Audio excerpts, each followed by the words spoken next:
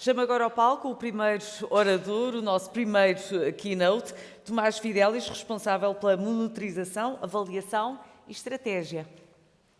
Bom dia e bem-vindo. O palco é seu. Obrigada.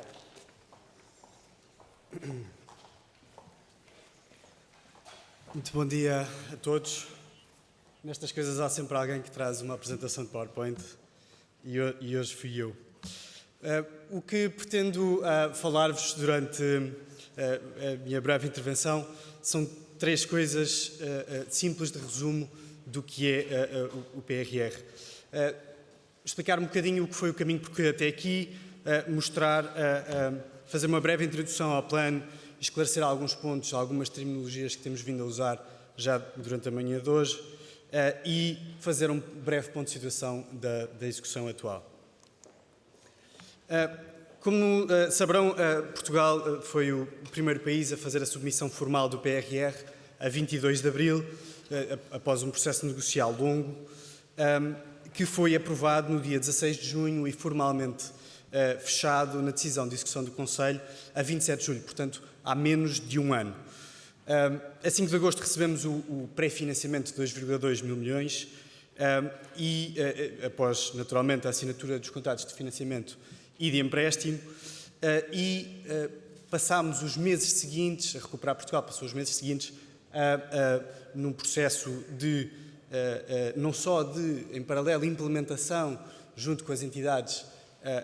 de que vamos olhar um pouco mais à frente, mas também um processo negocial de concretização dos marcos e metas através de um acordo operacional, onde se definiam os mecanismos de verificação desses marcos e metas, que acabou por ser finalizado no dia 18 de janeiro. Em paralelo com todo este processo, portanto, não só a contratação com as entidades, mas também a negociação do acordo operacional, esteve a ser realizado um processo de verificação dos primeiros 38 marcos e metas internos e de preparação da sua justificação para ser entregue à Comissão, que aconteceu apenas 7 dias depois, a 25 de janeiro, 7 dias depois do acordo operacional. Este pedido de pagamento, para o qual olharemos com um pouco de detalhe adiante, teve uma avaliação positiva no dia 25 de março e no passado dia 9 de maio Portugal recebeu o montante associado ao primeiro pedido de pagamento no total de 1,2 mil milhões de euros, o que permite dizer que à data de hoje Portugal recebeu já montantes equivalentes a 20% da dotação total do PRR, no montante de 3,3 mil milhões. A maior parte das pessoas presentes conhecerão, mas faço um breve resumo do que é ou de como está organizado o Plano de Recuperação e Resiliência, que consiste na prática na definição após negociação de 115 medidas, que significam 32 reformas e 83 investimentos que estão organizados em 20 componentes temáticas ou setoriais, elas também organizadas em 13 dimensões estruturantes que, no fundo, organizam aqui a lógica do Plano de Recuperação e Resiliência, que é dividido e procura responder aos desafios da dupla transição climática e digital e responder aos impactos da pandemia e preparar Portugal para uma maior resiliência a crises futuras e por isso tem este nome e por isso tem uma dotação de 11,1 mil milhões de euros, que é naturalmente muito significativa. O ponto que queria aqui sublinhar e que foi também sublinhado pelo Presidente Dr. Fernando Alfaiate é que o Plano de Recuperação e Resiliência, ao contrário do modelo a que estamos habituados, é um modelo que assenta em marcos e metas, ou seja, em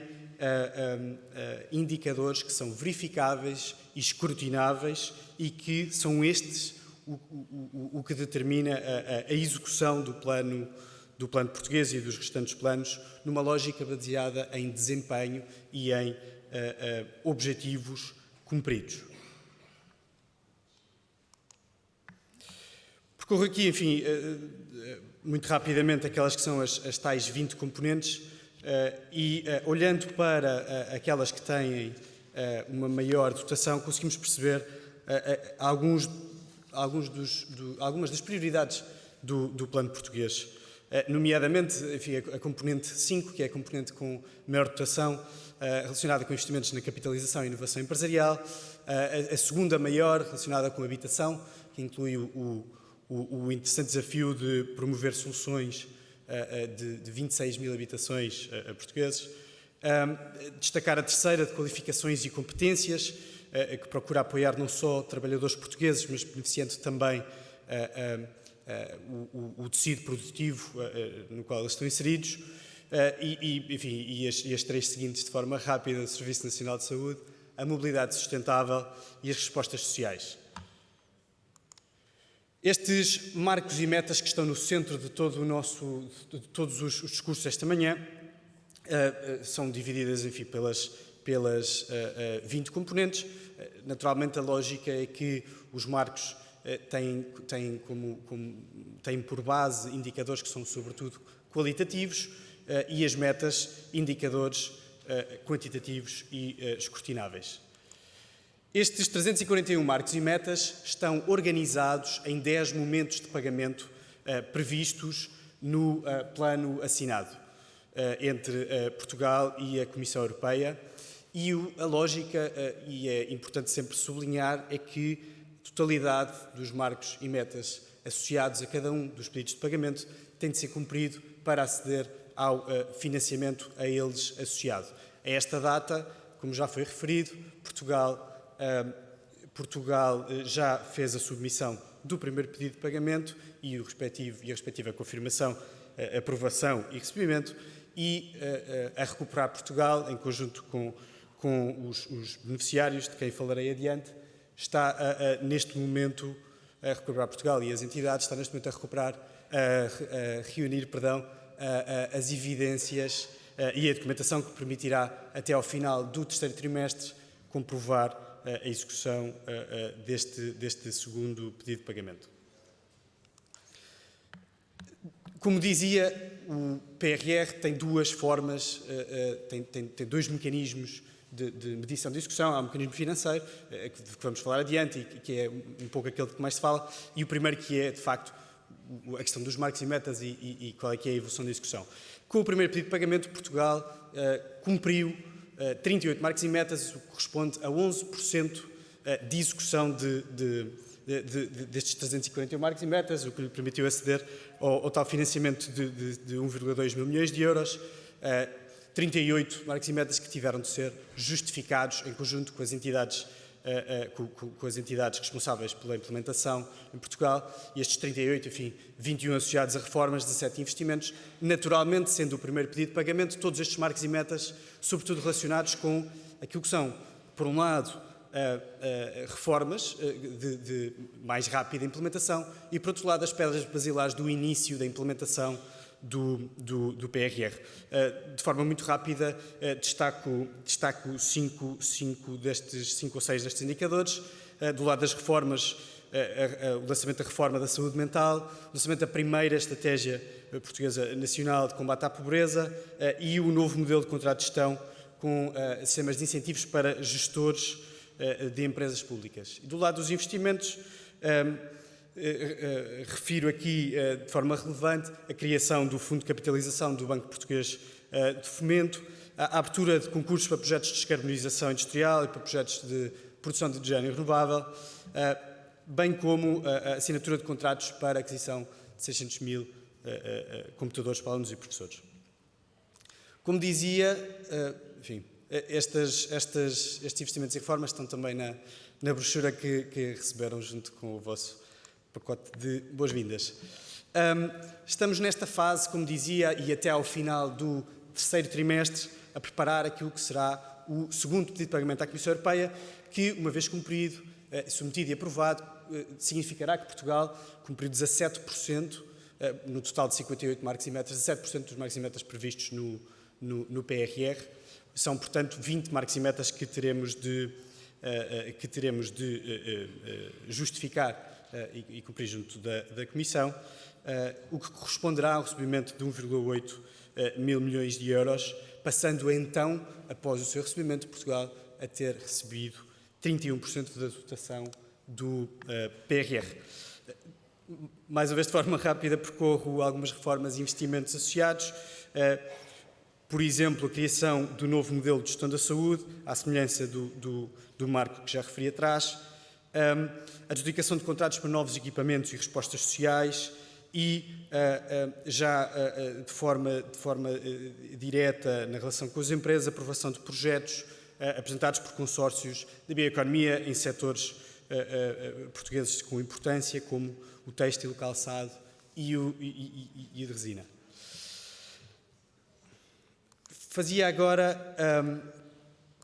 Passava agora para uma parte de, explicação de alguns temas que têm sido,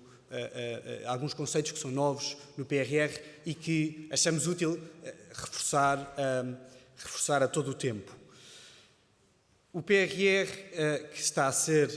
na parte dos seus investimentos e reformas, mas neste caso investimentos coordenado pela Recuperar Portugal, é executado por dois tipos de entidades. Por um lado, os beneficiários diretos, com projetos que estavam já previstos no plano aprovado, que são entidades públicas que serão responsáveis por esta execução e que têm know-how setorial para o fazer, e, por outro lado, beneficiários finais, que são entidades públicas ou privadas e que são sujeitas a um processo de seleção por parte dos tais beneficiários intermediários de que falámos há pouco, e que são entidades públicas também com conhecimento no setor. Portanto, a lógica é sempre esta: há beneficiários diretos que lançam procedimentos de contratação pública para adjudicar os investimentos que têm a seu cargo e que já estavam previstos, e do outro lado há beneficiários finais, que são entidades públicas ou privadas, que são selecionadas por estes beneficiários intermediários. A Recuperar Portugal, que, como vamos ver, atingiu 100% de contratualização com estas entidades diretas e intermediárias já no primeiro trimestre. A Recuperar Portugal tem aqui o papel de definição com estas entidades de quais são as suas dotações, calendário, obrigações de reporte e coordenação geral do PRR. Mostro aqui alguns dos nossos dos beneficiários diretos, que são quem está no terreno a implementar os investimentos previstos no PRR, bem como os beneficiários intermediários que serão responsáveis por estes processos de seleção e coordenação e implementação dos investimentos, juntamente com os beneficiários finais que os executarão. Queria aqui reforçar duas mensagens relacionadas com este modelo diferente do PRR, diferente dos restantes fundos, e que nos parece tem duas grandes vantagens. A primeira é que o facto de o plano prever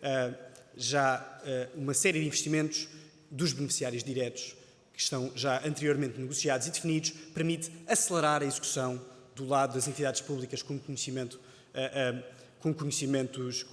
setoriais. Por outro lado, e como também foi referido pela Sra. Ministra, o modelo que foi aplicado no PRR tem uma lógica transparente de processo de seleção das entidades finais responsáveis pela execução dos respectivos projetos, sendo que esse processo de seleção teria sempre que decorrer nos prazos em que decorreu, dado que, recordo, o plano foi aprovado há menos de um ano, e que essa velocidade de seleção, a velocidade de execução, não poderia nunca ser realizada sacrificando a escolha criteriosa e transparente dos melhores projetos. Não queremos só os projetos mais rápidos, queremos os melhores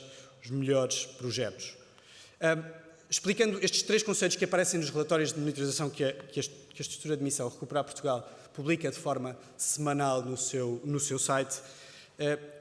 estas são as três fases de implementação, não na lógica dos marcos e metas, mas na lógica mais financeira, digamos. Portanto, como dizia, a Recuperar Portugal contrata com os beneficiários diretos e intermediários, estabelecendo as suas obrigações, dotação financeira e calendários, bem como as regras de execução, e há uma segunda fase, que é a fase de aprovação, naturalmente com os beneficiários diretos já definidos no PRR. Essa aprovação ocorre de forma simultânea, mas do lado dos beneficiários intermediários, e até chegar aos finais, existem estes processos de seleção, avisos de abertura de concurso ou outros processos similares que permitem aprovar de forma transparente os beneficiários finais. Uma vez selecionados os beneficiários finais e os diretos naturalmente juntamente com o plano, dizemos que temos projetos aprovados. Por fim, os pagamentos são naturalmente os pagamentos que a Recuperar Portugal faz ao beneficiário direto ou que os beneficiários intermediários, estas entidades responsáveis pela seleção, fazem aos beneficiários finais. Isto é o que está por trás daquela que é a primeira parte do relatório de utilização que publicamos todas as semanas, geralmente à quinta-feira. Já vamos olhar um pouco mais para estes números, mas a lógica é sempre esta: contratação, aprovação e pagamento. Se incluirmos a quantidade de entidades já previstas no plano, mais os processos de seleção já lançados, que aqui foram referidos, são mais de metade da dotação, isto significa que os processos de seleção de entidades que implementam PRR já superam 75% da dotação de PRR, o que é um número relevante. Passo agora, quase a terminar, para aquilo que é a informação que temos partilhado, esta informação da passada quarta-feira, relativamente à implementação dos investimentos do PRR, que já tem sido aqui referida. Portanto, a Recuperar Portugal contratou já com estas 68 entidades, que é um número relevante, num total de 139 subinvestimentos, a totalidade da dotação no primeiro trimestre, e lançou já 54% da dotação de PRR em avisos de abertura de concurso ou outros procedimentos de seleção de beneficiários finais. O que, se somarmos aos concursos, aos procedimentos de contratação pública já lançados por entidades diretas, dá um total já de 58% da dotação em estado avançado de seleção. Os montantes já aprovados a beneficiários diretos e finais irão nos próximos dias atingir 1/3 da dotação do PRR, o que é um marco financeiro relevante aqui na implementação que tem sido feita por Portugal. No total, de 5,3 mil milhões de euros. E os montantes já pagos estão agora nos 4% e a caminho dos 5%, os montantes já pagos a estes beneficiários diretos e beneficiários finais. Termino apenas com uma muito breve mensagem. A Recuperar Portugal tem procurado fazer um caminho e que tem procurado intensificar de divulgação de informação, cujo objetivo é intensificar a todo o tempo. Este caminho de divulgação de informação tem ocorrido não só através dos tais relatórios de monitorização que procuramos de forma semanal publicar no site da Recuperar Portugal, mas também através do portal Mais Transparência, em articulação com a AMA e com a ADIC. E temos-lo feito não só pela necessidade de transparência na execução dos fundos, mas também porque a responsabilidade da boa execução do PRR não recai só, como foi dito, sobre a Recuperar Portugal, sobre os respectivos ministérios, sobre as 68 entidades responsáveis pela sua execução ou pela seleção dos seus executores, mas depende muito do empenho destes beneficiários finais e depende muito do escrutínio, da monitorização e da execução, que naturalmente convidamos todos a fazer, bem como o empenho de todos com este objetivo, que obviamente não começa nem acaba no PRR, de, em permanência, melhorar e recuperar Portugal. Muito obrigado.